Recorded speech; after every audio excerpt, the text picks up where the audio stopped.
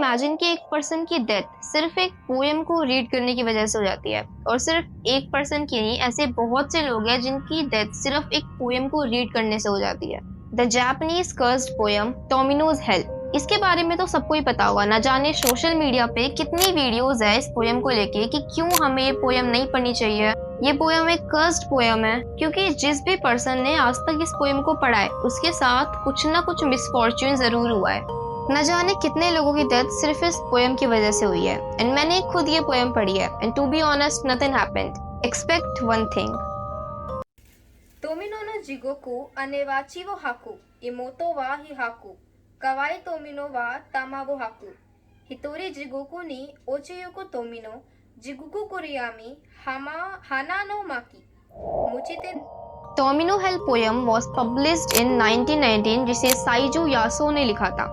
1983 में एक डायरेक्टर ने इस पोएम पे एक मूवी भी बनानी चाहिए थी। उस डायरेक्टर का नाम तेरायामा शूजी था, और उसी मूवी के बनने के दौरान उस डायरेक्टर की डेथ हो जाती है, और उसके बाद से ये पोएम इतनी ज्यादा वायरल हो जाती है एंड इसको एक एज अ अर्बन लेजेंड देखना शुरू कर दिया जाता है।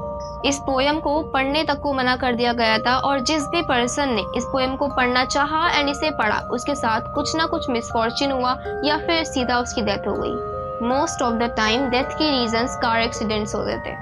एक स्कूल में एक स्टूडेंट्स के ग्रुप ने ये चैलेंज लिया था कि वो इस पोएम को पढ़ेंगे, एंड लेटर ऑन उन सबकी डेथ हो जाती है। सबकी डेथ तो नहीं होती, बट हाँ उनके साथ कुछ ना कुछ ऐसा जरूर जाता है जो उन्हें पूरी अपनी लाइफ टाइम के लिए याद रहेगा।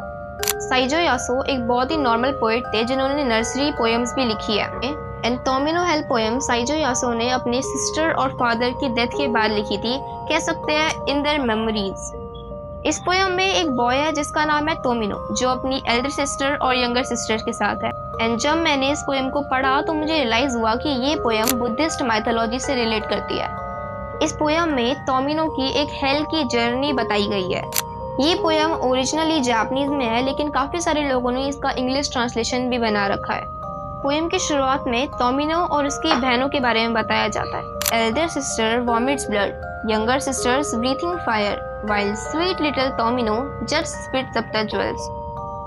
बुद्धिस्ट माइथोलॉजी में वॉमिटिंग ब्लड का मतलब होता है गुस्सा दिखाना या फिर मारना, एंड वहीं पे ब्रीथिंग फायर का मतलब होता है सहन करना। स्पिटिंग अप द ज्वेल्स मतलब अच्छा बोलना। एंड आगे इस पोएम में है कि टोमिनो कैसे अकेला उस हेल में गिरता जा रहा है without any flowers in a complete darkness. क्या टोमिनो की बड़ी बहन उसे मारती है? अगर हाँ तो क्यों?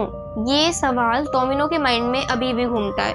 इस पोएम में आगे जाके अविकी का मेंशन होता है। अविकी बुद्धिस्ट माइथोलॉजी का सबसे बड़ा हेल, जहाँ कोई इंसान सिर्फ तभी जाता है जब उसने सबसे बड़े 5 पाप किए हो, और वो 5 सिंस है किसी की मदर को मारना, किसी की फादर को मारना, किसी सेंट को मारना या फिर नुकसान पहुंचाना, बुद्धा की बॉडी को डैमेज करना, एंड लास्ट में आता है बुद्धिस्ट कम्युनिटी को अलग करना।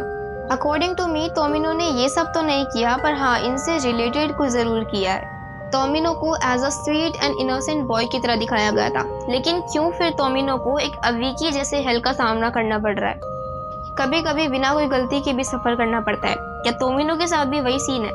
बाकी सारी पोएम में टोमिनो की हेल की जर्नी है और उसकी पेन और सफरिंग है। ये पोएम पढ़ने के बाद मैंने सिर्फ एक चीज रियलाइज की कि ये पोएम कोई कर्स्ड पोएम नहीं है, बस इसकी मीनिंग इतनी डार्क एंड हार्ट ब्रेकिंग है कि किसी भी नॉर्मल इंसान का माइंड वर्क करना बंद कर दे। एंड वन इम्पॉर्टेंट थिंग, जो पेंटिंग हमें टोमिनो हेल पोएम के साथ शो होती है वो पेंटिंग टोमिनो हेल पोएम से रिलेटेड नहीं है।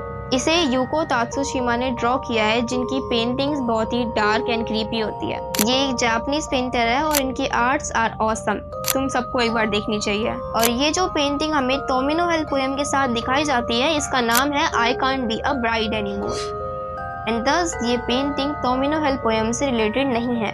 Well that's all for today's video. I hope तुम सबको ये वीडियो पसंद आई होगी तो leave a like on the video, subscribe to step in to keep. मिलते हैं नेक्स्ट वीक एक और वीडियो में।